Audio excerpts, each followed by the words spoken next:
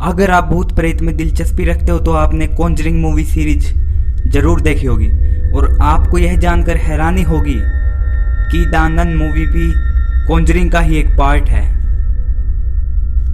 और ये पैरानॉर्मल फिल्में किसी ना किसी के जीवन की सत्य घटनाओं पर आधारित है। कॉन्जरिंग 1 2013 में और कॉन्जरिंग 2 2016 में रिलीज की गई और इन दोनों ही फिल्मों में असल दुनिया के किरदार एड और वॉरेन लॉरेन, जो कि एक पैरानॉर्मल इन्वेस्टिगेटर थे, उनके द्वारा सुलझाए गए पैरानॉर्मल केसेस को हमें दिखाया गया है। ऐसा कहा जाता है कि उन्होंने अपने जीवन काल में 10,000 से भी ज़्यादा केस सुलझाए हैं और उनके द्वारा सुलझाए गए इन केसेस की वजह से हमें सत्य घटना पर आधारित ये फिल्में देखने को मिलती है। और अभी हाल ही में कॉन्जरिंग 3 का ट्रेलर सामने आया है और आने वाली तारीख 4 जून 2021 को इस फिल्म को रिलीज किया जाएगा। यह फिल्म पिछले साल 2020 सितंबर के महीने में रिलीज होनी थी, लेकिन कोरोना की वजह से इसे टाल दिया गया। एंड आई होप कॉन्जरिंग 3 आपको जल्दी ही देखने को मिलेगी। इस केस में हमें 1980 में घटे the devil made me do it case के बारे में पूरी जानकारी दी गई है। तो आइए दोस्तों, आज की वीडियो में जानते हैं इस सत्य घटना की पूरी कहानी और हम आपको ये भी बताएंगे कि इस केस का नाम the devil made me do it क्यों रखा गया है। तो चलो फिर चलते हैं वीडियो की तरफ। इस पूरी घटना की शुरुआत होती है 3 जुलाई 1980 को, जब ग्लैडसेल फैमिली ब्रुकफील्ड के कनेक्टिकट नाम के शहर में रहने आते हैं। जिस घर में वे रहने आए थे वहाँ कुछ दिन तो सब कुछ ठीक ठाक चला, लेकिन कुछ दिन बाद इस फैमिली के सबसे छोटे बेटे डेविड ग्लैडसेल के साथ कुछ ऐसा हुआ जिससे उस पूरी फैमिली की जिंदगी बदल गई। उसे अपने बेडरूम में अपने अलावा किसी और व्यक्ति की मौजूदगी भी महसूस होने लगी थी। एक रात सोते हुए डेविड को अपने बेडरूम में एक बूढ़े आदमी की आत्मा दिखाई देती है, जिसे देखकर डेविड बेहद डर जाता है और चिल्लाते हुए अपने घर वालों को बुलाने लगता है और अपने घर वालों को बताता है कि उसने अपने बेडरूम में एक बूढ़े व्यक्ति को देखा, जिसका चेहरा देखने में बिल्कुल एक शैतान जैसा था। उस बूढ़े व्यक्ति का चेहरा बिल्कुल काला था, उसके 2 बड़े बड़े नोकीले सींग थे, उसके लंबे 2 नोकीले कान थे और उसकी लाल भयानक आंखें डेविड को घूरते हुए उसको सावधान रहने की चेतावनी दे रही थी। डेविड के घर वालों को लगा कि वो कोई डरावना सपना देख रहा था, लेकिन इस वाकया के बाद वह बूढ़ा आदमी डेविड को अपने बेडरूम में कई बार दिखाई दिया, जिसके चलते डेविड अब काफी डरा डरा रहता था। उस बूढ़े व्यक्ति की आत्मा का असर डेविड पर अब इस तरह हो चुका था कि उसका स्वभाव पहले से बिल्कुल बदल चुका था। वह बात बात पर गुस्सा करता था और हर छोटी चीज से डर जाता था। डेविड के इस बदलते व्यवहार को देखकर उसकी बड़ी बहन डेबी ने अपने मंगेतर को घर पर बुला लिया ताकि डेविड को अकेलापन महसूस ना हो। और डेबी का बॉयफ्रेंड, जिसका नाम अर्नी जॉनसन था, वह डेविड की देखभाल भी कर सके। अर्नी जॉनसन यह इस फिल्म का मुख्य किरदार होने वाला है। पूरी फिल्म इसी के इर्द गिर्द घूमती रहती है। चलो बताते हैं कैसे। कुछ दिन बीत चुके थे और डेविड के साथ होने वाली घटनाएं और भी बढ़ चुकी थी और अब तो वह शैतान डेविड को जान से मारने की धमकियां देने लगा था।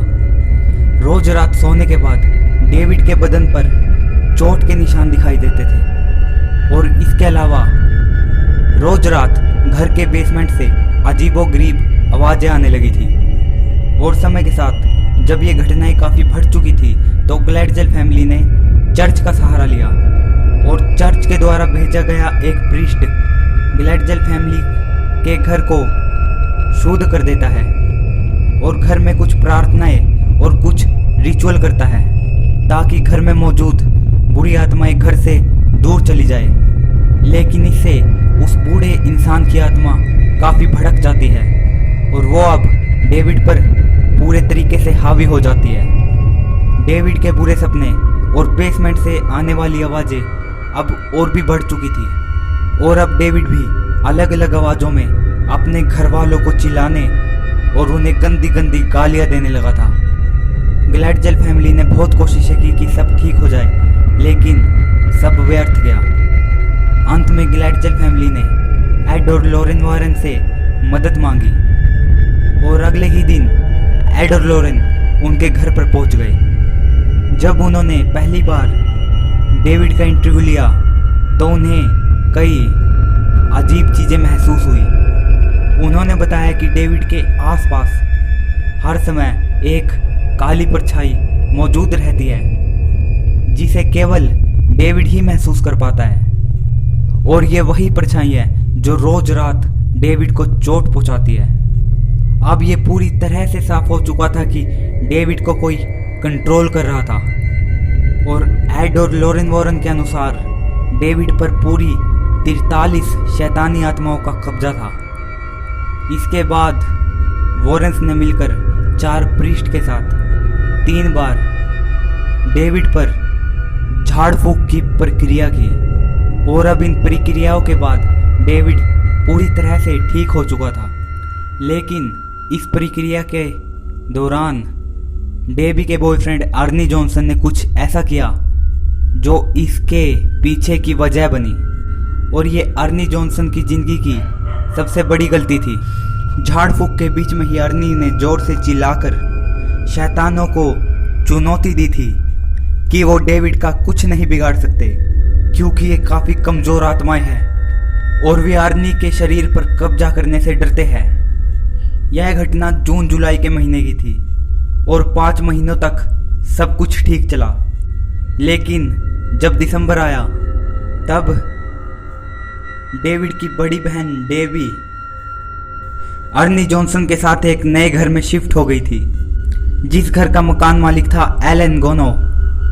कई महीने बीतने के बाद जहां डेविड बिल्कुल ठीक हो चुका था, वहीं अर्नी के स्वभाव में काफ़ी बदलाव आ चुका था। वह छोटी छोटी बात पर गुस्सा होने लगा था और रात के समय में अजीबोगरीब अलग अलग आवाज़ों में बात करता था।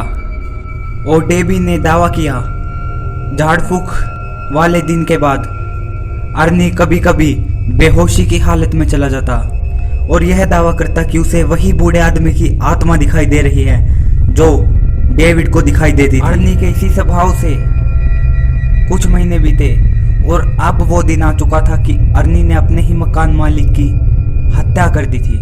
एक दिन अर्नी और उसका मकान मालिक एक रेस्टोरेंट में खाना खाने गए थे।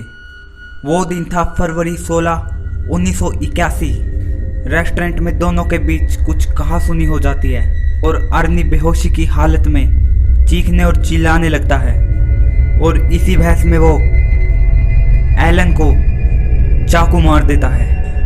और कुछ देर बाद अर्नी को पुलिस पकड़ लेती है, और जब उसको कोर्ट में हाजिर किया जाता है तो वह कोर्ट में कुछ ऐसा कहता है जिसको सुनकर सभी दंग रह जाते हैं।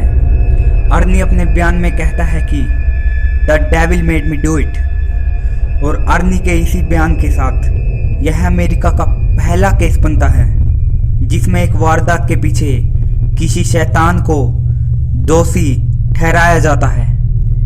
लेकिन कोर्ट अर्नी की बातों को नकारते हुए उसको 20 साल की कैद की सजा सुना देता है। लेकिन अच्छे बर्ताव की वजह से अर्नी जॉनसन को 5 सालों में ही रिहा कर दिया जाता है। यह केस पूरे अमेरिका में काफ़ी प्रसिद्ध हुआ था और इस घटना पर कई आर्टिकल्स, कई बुक्स और कई टीवी शोज बनाए गए, और अब 2021 में एक फिल्म रिलीज होने जा रही है। अगर आप हॉरर मूवीज़ के शौकीन हैं तो प्लीज़ इस मूवी को ज़रूर देखें।